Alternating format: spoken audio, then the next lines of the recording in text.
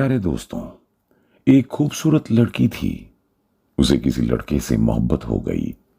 जब उसने घर में अम्मा अब्बा को बताया और कहा कि मैं इस लड़के से शादी करना चाहती हूँ, तो उसके वालिदैन ने इनकार कर दिया, क्योंकि उनको पता चल गया था कि वो लड़का इंतहाई बेकार है और उनकी बेटी को किसी तौर खुश नहीं रखेगा।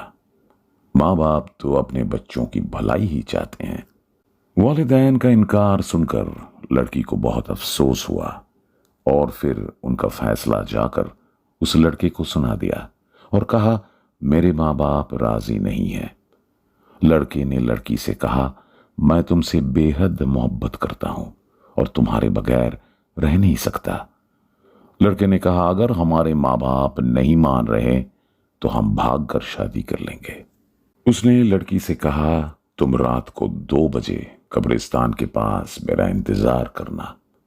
लड़की को पहले तो घबराई, लेकिन फिर मान गई। उसे उस लड़के पर बहुत यकीन था। चुनाचे रात के 2 बज गए। घर में सब सो रहे थे। लड़की अपने बिस्तर से उठी और अपना जरूरी सामान बांधने लगी। इसके अलावा उसने अपनी अम्मा का कीमती जेवर भी रख लिया। इस दौरान वो अपनी मां पर नजर रखती रही कि कहीं वो उठ ना जाए। जब सारा सामान एक बैग में बांध लिया तो बैग अपने दाएं कंधे पर लटका लिया। जाने से पहले उसने अपनी अम्मा को आखिरी बार तरसती हुई निगाह से देखा। लड़की के लिए ये फैसला बहुत मुश्किल था। रात के पूरे 2 बजे वो लड़की कब्रिस्तान चली गई और लड़के का इंतजार करने लगी। वक्त गुजरता गया, लेकिन वो लड़का ना आया। वो परेशान होने लगी। दोस्तों, उसके बाद क्या हुआ आगे हम आपको वीडियो में बताएंगे, लेकिन उससे पहले अगर आपने इस वीडियो को लाइक नहीं किया है तो इसे लाइक जरूर करें और हमारे चैनल को सब्सक्राइब करके बेल आइकॉन भी दबा दें। दोस्तों, वो लड़की रात के 2 बजे कब्रिस्तान के करीब पहुंच गई और लड़के का इंतजार करने लगी। वक्त गुजरता गया, लेकिन वो लड़का ना आया। वो परेशान होने लगी। बैग में कीमती सामान था और रात हो रही थी। उसके दिल में अजीब अजीब ख्याल आ रहे थे। अचानक उसे करीब से ही कुछ आवाज सुनाई दी।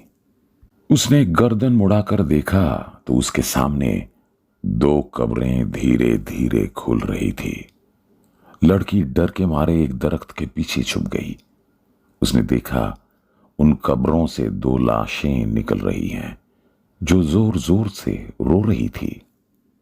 एक लाश ने दूसरी लाश से पूछा कि तुम क्यों रो रही हो?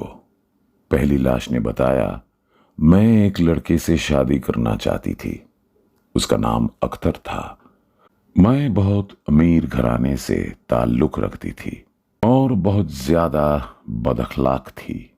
मेरी बदअखलाकी की वजह से मेरा कहीं रिश्ता नहीं होता था, लेकिन अख्तर को मैं पसंद आ गई।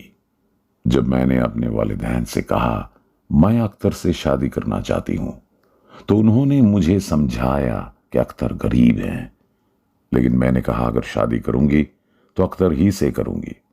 फिर मेरे माँ बाप ने मजबूर होकर मेरी शादी अख्तर से कर दी। थोड़े दिन सही रहने के बाद मैं अख्तर को अपना गुलाम समझने लगी। उसे अपने इशारों पर नचाने लगी, यहां तक कि वो मुझसे बेजार रहने लगा। तंग आकर मैंने उससे तलाक का मुतालबा कर दिया।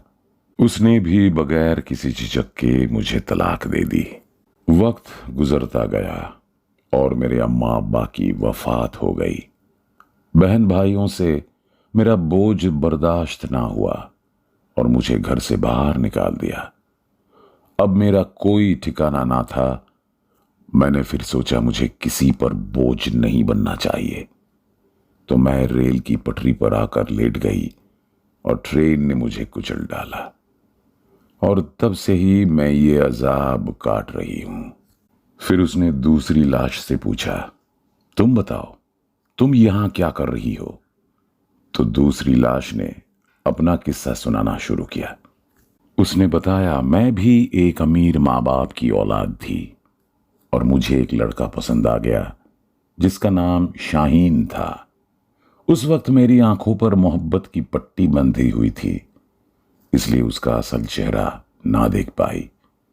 माँ बाप से लड़कर मैंने शाहीन से शादी कर ली और फिर शाहीन मेरे ही घर आकर रहने लगा। अम्मा अब्बा ने रोका टोका भी, लेकिन उसका कोई असर ना हुआ। एक दिन मुझे पता चला कि मेरे माँ बाप का कत्ल हो गया है। शाहीन ने पुलिस को बताया कि घर में डाकू घुस आए थे, तो उन्होंने ही मेरे माँ बाप को मार डाला।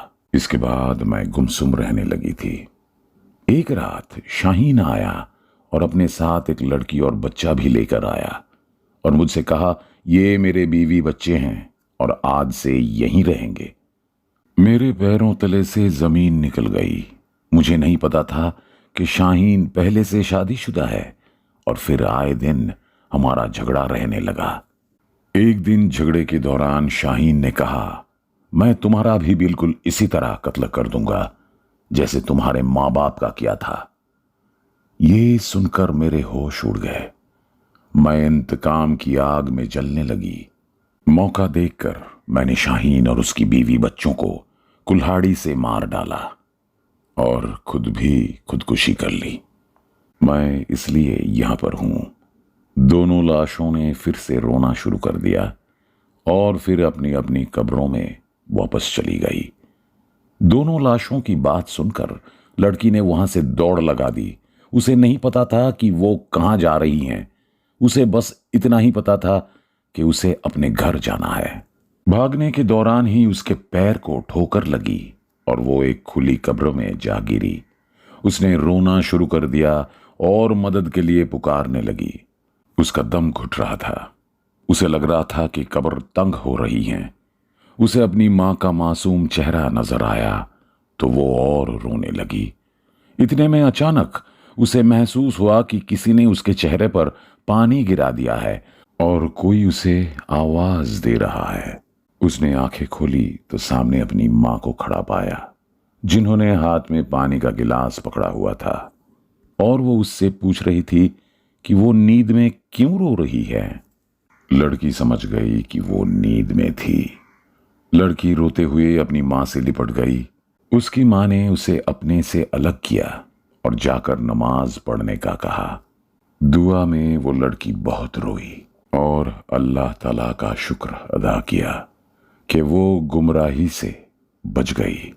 प्यारे दोस्तों, वालिदैन अपनी औलाद का अच्छा ही सोचते हैं ताकि उनकी औलाद कामयाब हो जाए। ये वीडियो आपको कैसी लगी हमें ज़रूर बताइएगा।